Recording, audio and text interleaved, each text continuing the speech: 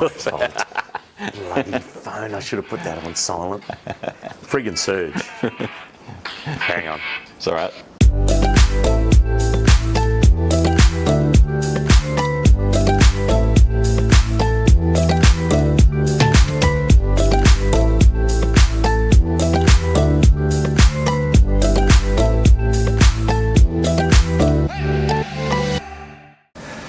Hello, it's Matt from Reef Underground. Today we are here with Rick from Coral Essentials to learn more about their brand and their product range. Thanks for your time today, much appreciated. No problems, Matt. Always a pleasure. You're doing the videos with Matt. Yeah, we did some filming for some of the corals in the shop a few months back, and that was fun. And I think you upgraded some of your kit based on something we learned as you go, sort of stuff. So bought ourselves a new underwater camera to take photos of the coral frags up at Sustainable Reef. So good. Did you do a bit of a session doing that one day? Do a bit of a session. Got another one coming shortly as well. We've got another photo day up there. Update our frag catalogue. So that should be good. Yep. Yeah, it's a great catalogue, and it's a great way to present them and show all the different corals in there. It's handy when you have so many names of Aquapora and zoas, and it's very hard to keep track of. Oh, it certainly is. It certainly is. Tell us about how Coral Essentials started and what built the brand up from day one. Yeah, Matt. Well, look, effectively we started growing coral at Sustainable Reefs, which is our coral growing business up in Cairns. We were using other supplements at the time, as we do, to try and keep our water, to try and minimise the water changes. We were based probably 15 k's inland at the time where our tanks were, so it wasn't easy to get fresh water, fresh salt water. So we'd played around with using supplements in our commercial system. It was only probably 5,000 or 6,000 litres at the time, but we were using quite a lot. So we effectively were using other people's products and looking at what they did and reading up a little bit about it. We decided, look, hey, hang on, we can make this stuff cheaper ourselves. It was costing us quite a fair bit. So we investigated what it took to make calcium and feeding products and stuff like that. So basically pretty much out of demand from the coral farm itself, we started investigating and designing, developing our own products on site there, and it turned into the range that you see today. For the people that don't know, you don't just do supplements, you actually started with corals and a different business altogether. Yeah, look, that's exactly right. Initially, when I met my business partner Christian, most people know Christian, we were effectively wanting to grow coral. We were wanting to culture coral from the reef. We wanted growing it out in land-based tanks and sell it as grown aquaculture tank-reared coral. So that was basically the business that we started out, and that business is still running today. But effectively, we branched out into our own range of supplements, as I mentioned before. We just started testing and designing our own, testing it on the coral tank itself, and that's what makes Coral Essentials different from all the others, is that all of our products are developed, tested out of our need on an actual coral farm, a commercial scale coral farm, which is effectively just a larger version of most people's home tanks. This is a generic way to do it, but you were actually able to test it on a real situation, coral growth, and tweak and tune things, and that's very different to how a lot of things are done, I guess. And you were after the best product because you were trying to grow the corals as fast and as colourful as possible. And fast as possible. That's exactly right. And look, and of course we looked at what Randy Holmes Farley was doing. We were looking at our German mate, Hans Werner Balling, and the Balling method, which is the basis for our Trace ABC and our calcium alkalinity and mag products. And look, we followed those guys, and then we tweaked it, we adjusted it based on the results we were getting in the tank. I pushed the boundaries on what we could do and what we couldn't do, basically we learnt from all of our mistakes, and we tweaked them and we fine-tuned them down to effectively the range you have today. And look, the guys are still fine-tuning them. Yes. They're still playing around, they're still adjusting little bits here and there to make it better, and finding new products that we need to add to the range to complete the overall supplement regimen. Just a point on that. The coral that you might have tried to experiment with was stuff you grew as well. Grew. That's right. Yeah, all the stuff we grew, and that was it. And some of it was like, geez, we could have sold that coral, but. But I guess in terms of production, you no longer actually have a coral quota. No, we don't collect from the reef. Not ourselves directly. We did for quite a few years. Yeah. So effectively now we grow the coral that we have. We have mother colonies, larger pieces that we grow Yes. in the system, and effectively once they've grown out to a certain size, we trim the tips off, we clip them up. Yeah, if it's an acropora, we'll trim them off. If it's a Monty, we'll break it up. For gonnies, we cut them in halves, thirds, quarters, and those little pieces grow out again.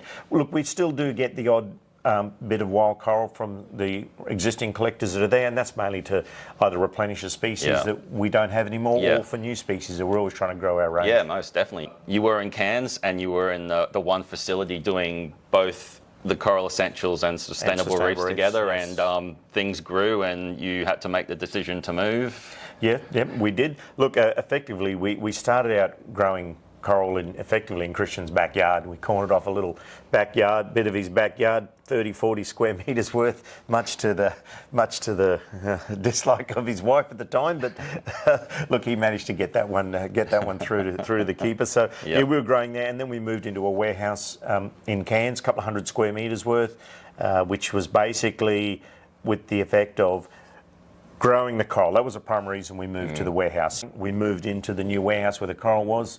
I commandeered the front sort of third of the warehouse that we weren't going to expand tanks into. And it just grew and grew and grew. And in the end, we just never had enough space for the Sustainable Reef. So the decision we made was that we'll move Coral Essentials. Simply just pack up the drums and the bags and the pallets and the pumps and everything. We'll move them somewhere else. We thought about moving to another location in Cairns. Effectively, though, a lot of our distribution to the rest of the world with Coral Essentials was out of the Brisbane seaport. Yes. Okay, yes. And even locally, most of our stuff was going to stores in Brisbane, Sydney, Melbourne, Adelaide, Perth. They're all south of us. So further north we were, the more freight, the more costs there was in the business. So effectively, we moved down here to Brisbane, and I sort of packed myself up.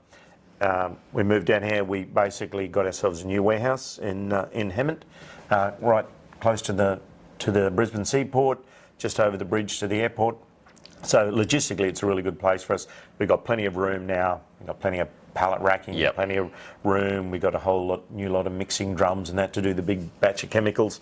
And effectively, Christian now has a third more space back at Sustainable Reefs to put extra tanks in, which he's in the process of doing as we speak. Yeah, I see they've jumped on that opportunity pretty quickly. They have, yes, and they needed to. So yeah, let's talk about the actual range that you have, and start at the primary care range. Yeah, look, effectively, Matt, our range is broken up into several parts. The primary elements we do, which is the basis for reef keeping, is what we call our primary care range, and that's our calcium plus trace, our carbonate plus trace, or alkalinity as some call it, and our magnesium plus trace. These are the three products that form the basis of marine reef supplementation. So those products we've got available in from the 500 size up to 2.75 and up to 10 litre drums. So effectively they just provide the calcium, alkalinity and the magnesium that you need for your tanks. We've got trace elements added in as per our balling method and made at the strength that we think is best for most reefers. We try and get our products as concentrated as possible into the bottle, but our alkalinity in particular, we pretty much got almost at saturation. Fantastic. And you also offer the range in a powder form for those that might want to make it themselves. Yes, exactly right. I mean, for the guys who do want to make it themselves, and it works out to be much cheaper. It's, a third to a fifth of the price when you just mix it in with your RO water yourself. So we've got a range of calcium powder, alkalinity, and our magnesium powder. We offer both the mag sulfate and the mag chloride to be mixed in, try and get it ionically balanced. Yes. So with those things, we offer a range. Our buckets that I think you can see up the top there, effectively, that each of what's in those buckets allows you to make up 10 litres of solution. Oh, right, that's good value then. The only thing you need to do is then you need to add our trace A, B, C elements, and boron and bromide and potassium. Okay. It's effectively what then allows you to recreate what's in our pre-mixed trace. Definitely. A little bit more work, but definitely a little bit more work. I found when you came to my shop to do the demo, he walked in with a drill and attachment, and I said, I'll just buy the liquids, thanks. Okay, so after the core range, what else is there to the Coral Essentials range? Well, effectively, the next thing that we advise people to do is the food supplement type additives we have. So we've got our Coral Power Amino, we've got Coral Power Grow, we've got our new Coral Power Grow Ready and amino ready, which is a diluted form for going straight on dosing pumps. Doesn't need to be refrigerated. We've got our range of CVE, which is excellent. We've still got our original old Black Label range, Chroma Vibrance and Energy. Yep. For those who prefer to dose the drops individually, and we've got our new Coral Power food. I like the way you choose to do things sort of both ends, and I think is that from demand where you've got a concentrate version of a product and you found that, is it demand that people wanted a not a watered down version, but something they can dose less strength, and particularly for those that use dosing pump? Look, exactly like that. Our major driver first time was to make stuff concentrated. That's all we did. And our first range was the Coral Power Amino and Coral Power Grow bottles in 50 and 100 ml, very concentrated.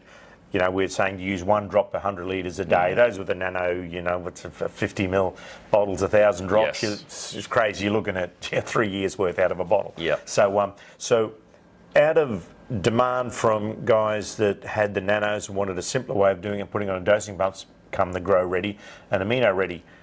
Effectively, the products is you can just go straight on your dosing pump. It's just a more convenient way of doing it. So it's that, and the same with the CVE.